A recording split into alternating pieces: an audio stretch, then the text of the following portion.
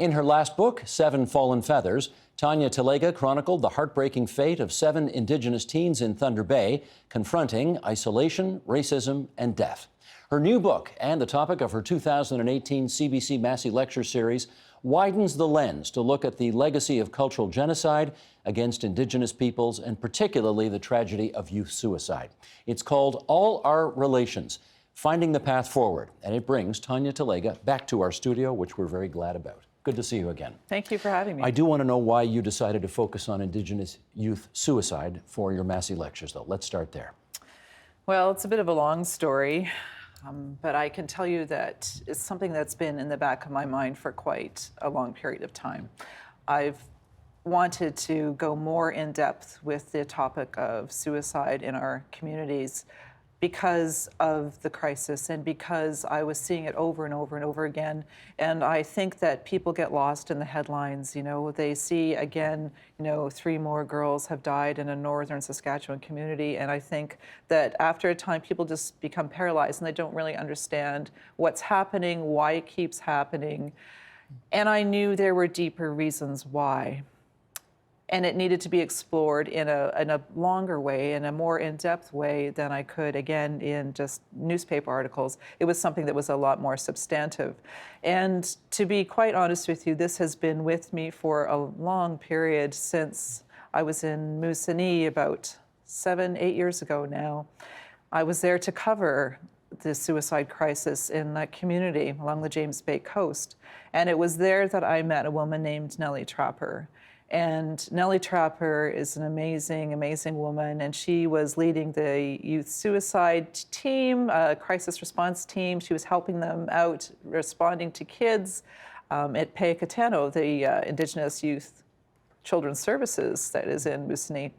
And it was her hard work and her dedication every day that is quite amazing, but what is also so incredibly amazing and incredibly tragic is she went home one day to find her teenage son hanging in his room. I spoke to her after he passed, and her story constantly stuck with me.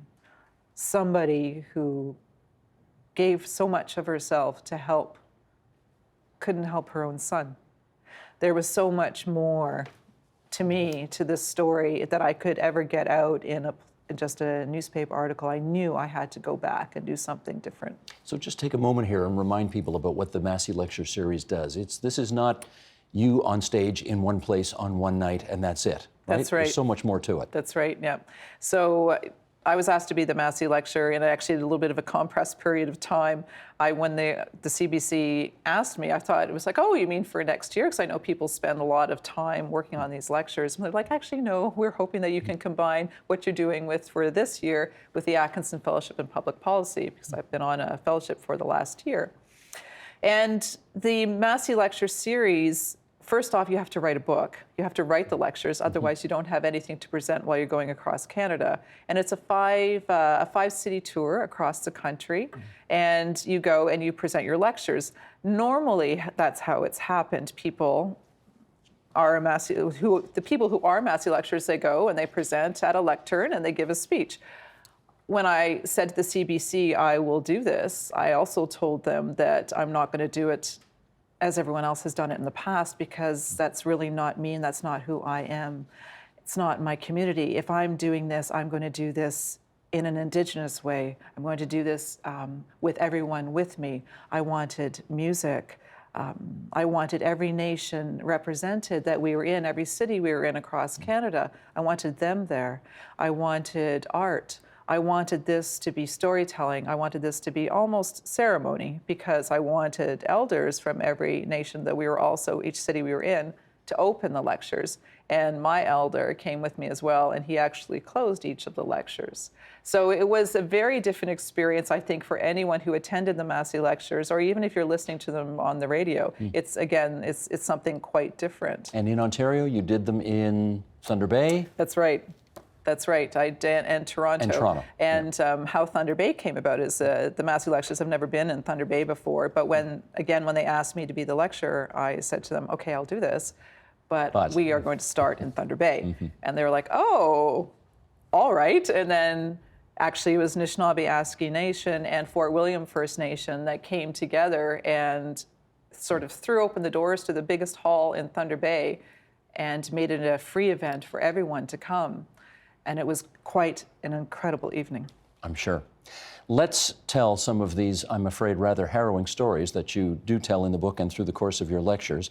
And I want to start with, this is even hard to talk about, a youth suicide pact. Well, all right, but rather than me fill in some of the background, why don't you just tell the story?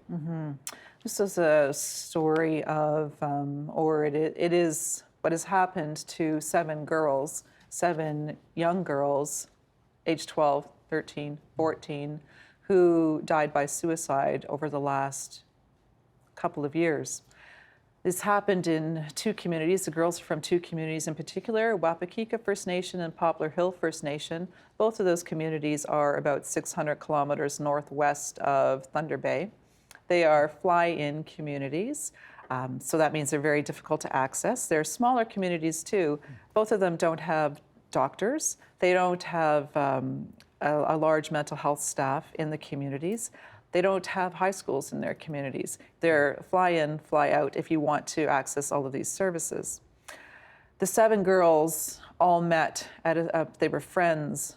They knew each other. Most of them met actually when they were in the South, where they were in the Ottawa area receiving care because they were all in crisis. It was at some point they kept in contact through social media that they devised this pact. All the girls were in various levels of trauma, as you can imagine. I mean, that's why you would do something like that. And it was the leaders of Wapakika First Nation that first noticed what was happening, and they actually discovered the pact before some of the girls died. They reached out to the federal government because, as you know, the federal government is in charge of healthcare spending dollars for all First Nations communities. They asked the federal government for emergency healthcare funding for $386,000 in order to pay for 4 mental health workers that could come to the community straight away to help them dealing with the crisis because they had found a pact. And sadly, the Health Canada refused the request, the urgent request. Because? They said it was an awkward time in the budgetary cycle. As a result of that, cascading failures, 2 girls died. And then more girls died. It continues to be something that is just absolutely horrific in those communities. I mean, when you're talking about a community of 300, 400, 500, 600 people, the loss of one child is remarkable. Everybody feels it. Everybody knows. And it wasn't just also, too, that the girls were in crisis. When they died, all of the other youth in the community also went into crisis, and they had to be monitored right away. And what Canada has done constantly is fly in people. Instead of having something permanent there that is in the community, so the girls can be treated with their families in the community, people fly in and fly out. And that's the nut of it. They fly out. They fly in, and then they leave. This is not what First Nations communities need. And First Nations communities know what they need, and they need to be in control of their own healthcare spending dollars so they don't have to go begging or asking the federal government for help every time there's a crisis. You do quote a physician in your book, Mike Curlew, I think is how he says his name, works in Sioux Lookout in Northern Ontario, and he says, the system isn't broken, it is designed to do what it is doing. What did he mean by that? Well, he means that the Canadian healthcare system was never designed for First Nations people or their needs in mind, ever.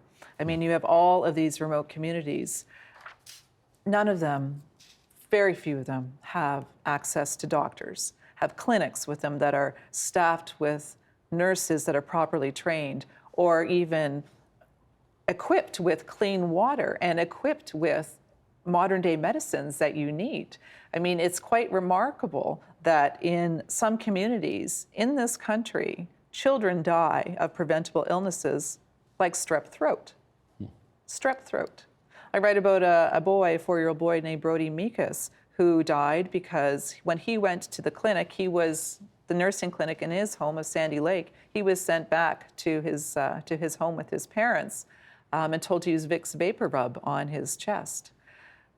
You know, any other clinic in Ontario, if you're near an urban center, you would get a strep test, or perhaps the doctor would have picked up on the fact that, oh, this child has strep throat and needs to be treated.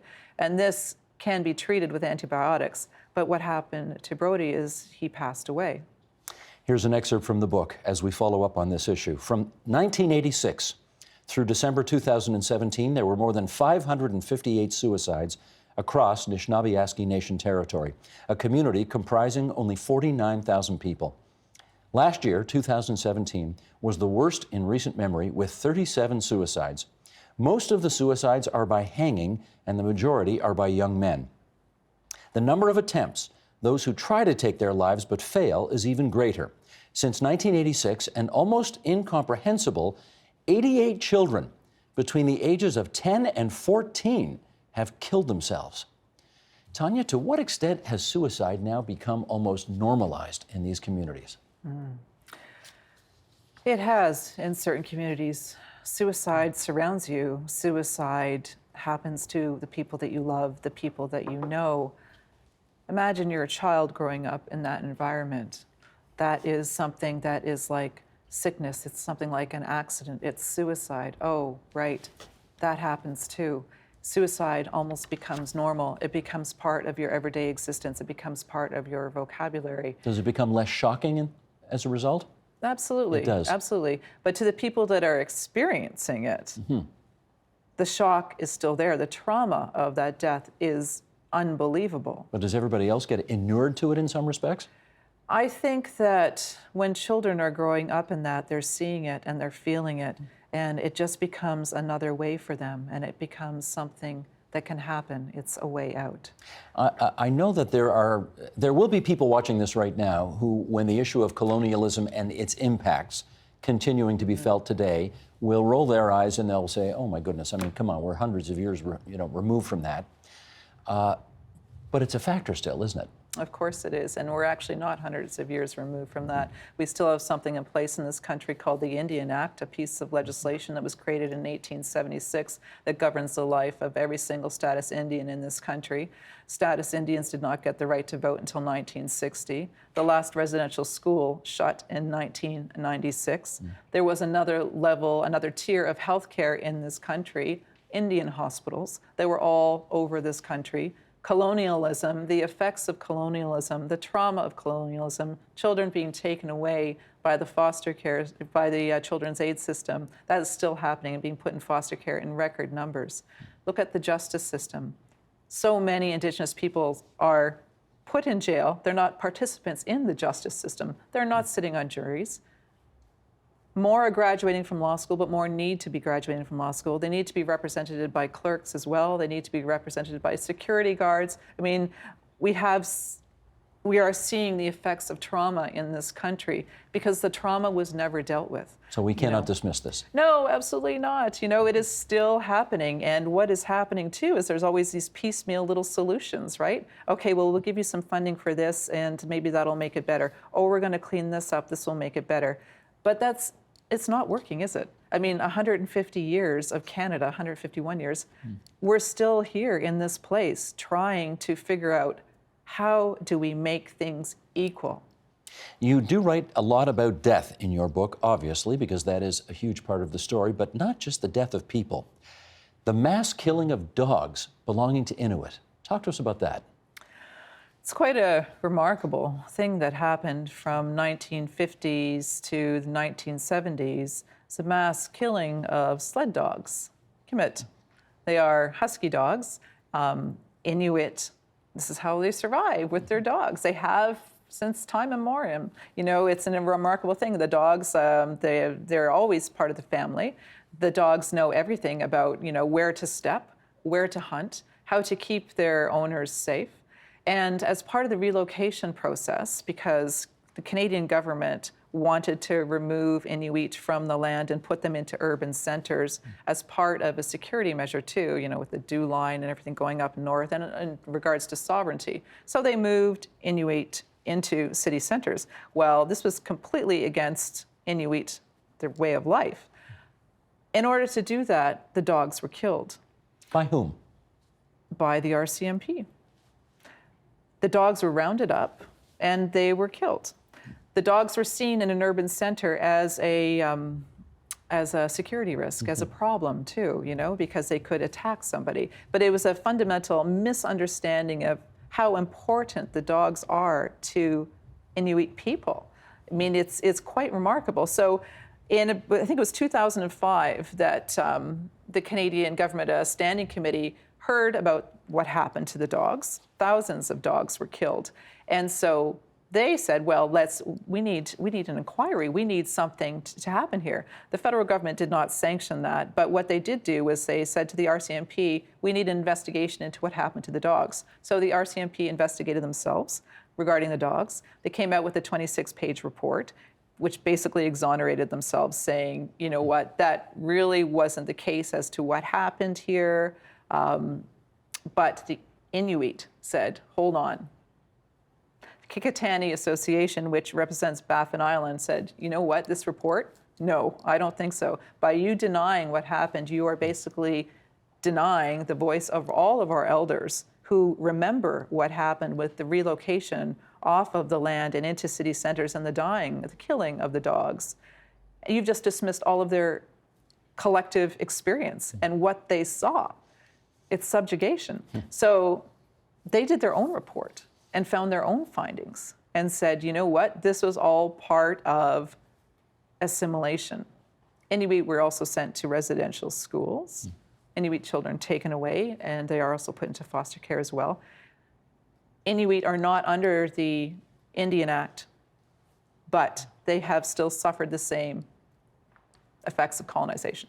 Well, in which case, in our remaining moments, can we look at some other examples from perhaps other countries or elsewhere around the world who deal with similar issues, and maybe they have found a way that we have not yet found? What can you help us with on that?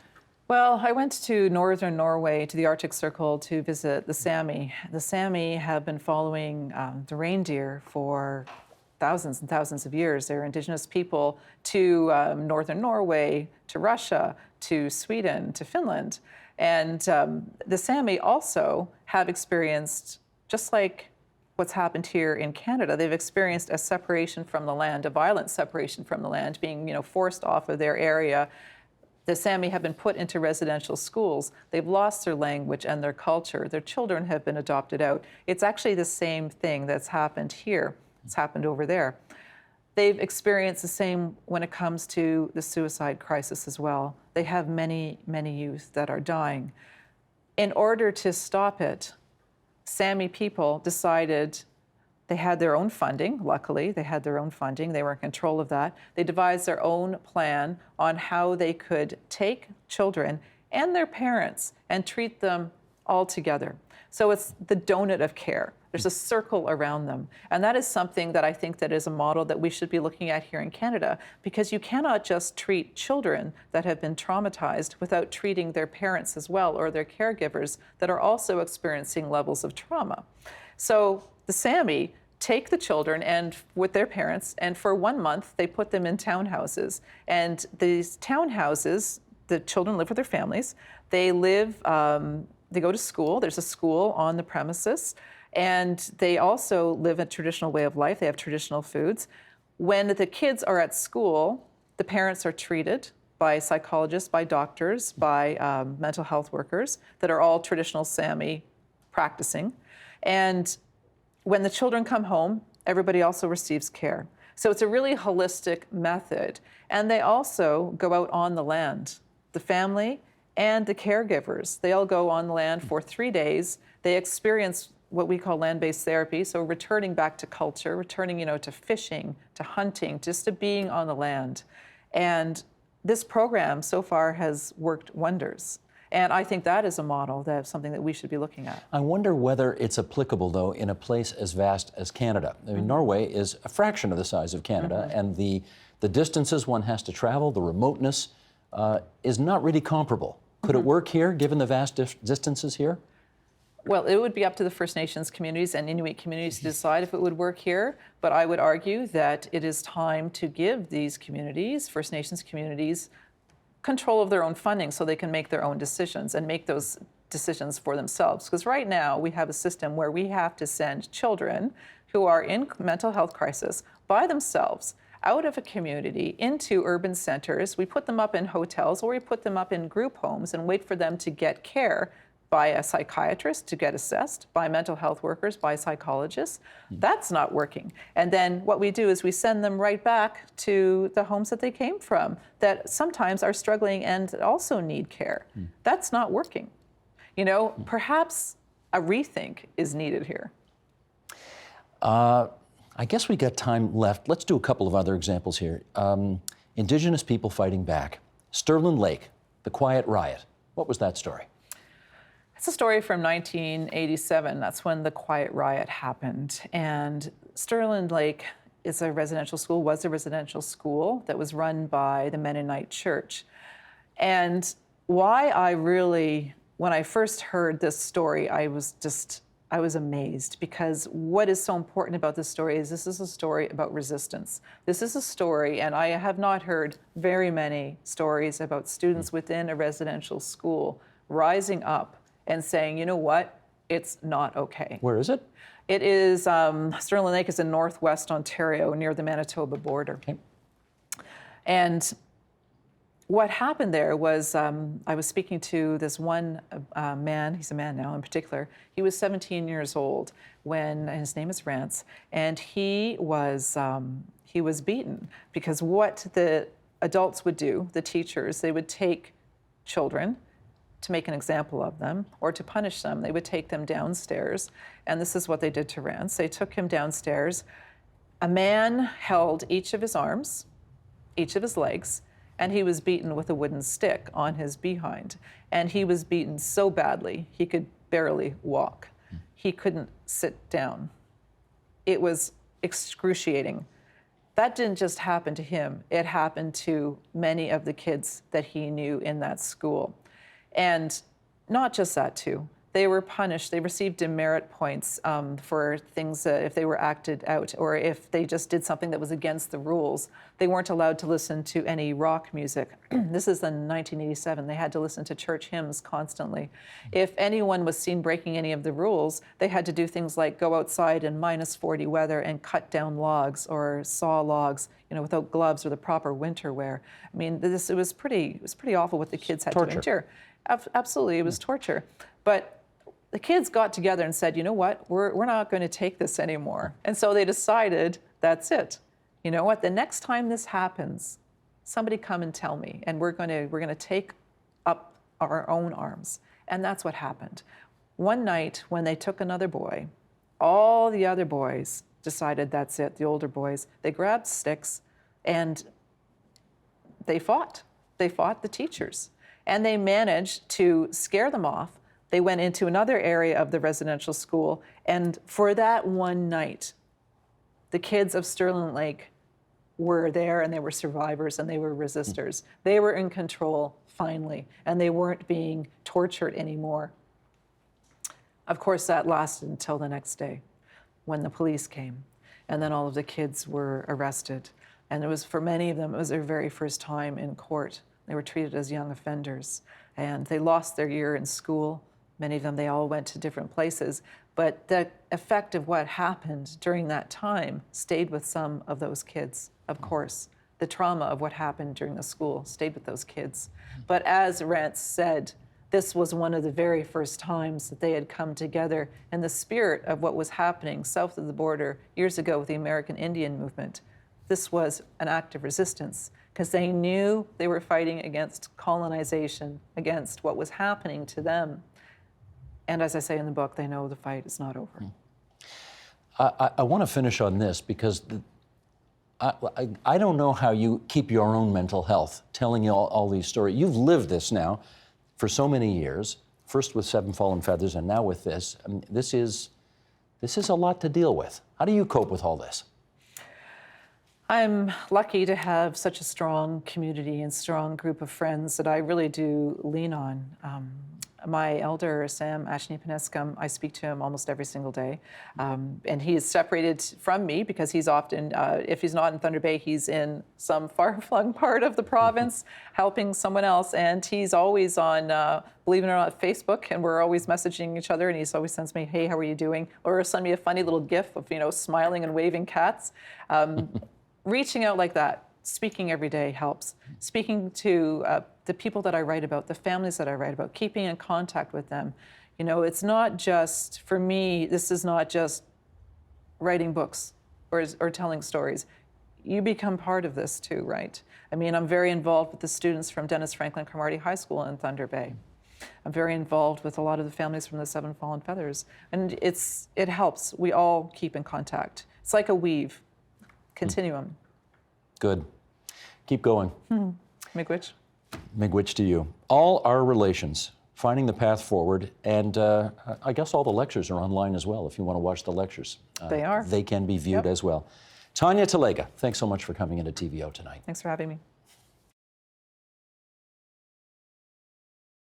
The Agenda with Steve Bacon is brought to you by the Chartered Professional Accountants of Ontario, helping businesses stay on the right side of change with strategic thinking, insightful decisions, and business leadership. Are you on the right side of change? Ask an Ontario CPA.